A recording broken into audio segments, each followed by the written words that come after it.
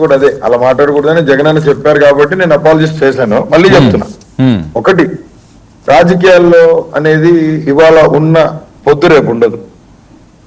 ఇవాళ ఉన్న శత్రువు రేపు ఉండడు, మిత్రుడు అవ్వచ్చు.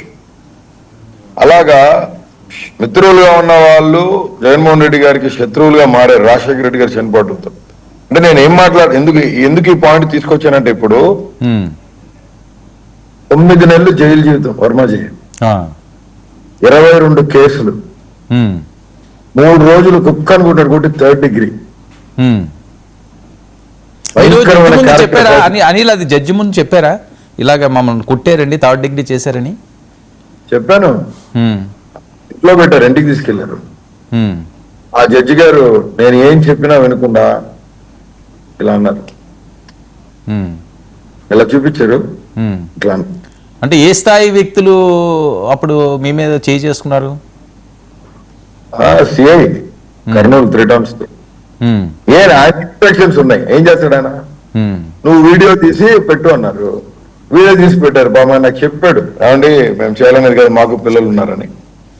ఖచ్చితంగా వీడియో కాల్లో ఒక ఉన్నతాధికారులే వీడియో కాల్ రికార్డ్ చేయమని పెట్టమని చెప్పారు. తప్పని పరిస్థితి వాళ్ళు కూడా చాలా బాధపడతానే. ఒకటి అలా చేయడం తప్పు, చాలా మానవికంగా చేశారు. ప్లస్ ఇవన్నీ ఇంత బాధపడి నేను బయటకు వస్తే ఒక వీడియో క్రాంతి టీవీలో మాట్లాడతా, బోరుగడ్డ అనిల్ కుమార్ అనేవాడు జైలుకి పోతే నేను కూడా సంతోషపడ్డా అన్నాడు ఒక పనికి మాలినాడు. వాడి పేరు కారుమూరి వెంకటరెడ్డి. వాడు చుట్టూరు రెడ్లు దళితుల్ని మారణ హోమం చేసిన కుటుంబాల్లో ఒక ప్రప్రథమైన కుటుంబం. చిన్నప్పటి నుంచే వాళ్ళకి దళితులు అంటే పడదు. దళితులు తిరిగిన వీధిలో కూడా వాళ్ళు తిరగరట. నిన్న ఎవరో చెప్తా ఉన్నారు, మా అమ్మ కూడా రెడ్డే కాదు. ఇప్పుడు ముఖ్య నాయకులు ఉండగా వెంకటరెడ్డి మీద అనిల్ టార్గెట్ ఏంటి?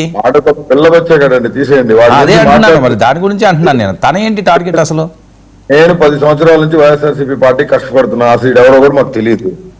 ఏంటి, నేను మా కజిన్ బ్రదరు జగన్మోహన్ రెడ్డి గారికి చాలా అత్యంత దగ్గర మనుషులమే. మేము ఒకరోజు పార్టీకి పనిచేయాలని డిసైడ్ అయిపోయి మావాడు పార్టీలో జనరల్ సెక్రటరీగా అపాయింట్ అయ్యాడు. నాకు కుదరక నేను వేరే ప్రాజెక్ట్ లో ఉండి మళ్ళీ లండన్ పోయి బయట తిరిగి వచ్చిన తర్వాత, నేను లండన్ నుంచి దాని నాన్న చనిపోయిన తర్వాత వచ్చేసిన తర్వాత సంగతి చెప్తున్నాను నేను మీకు.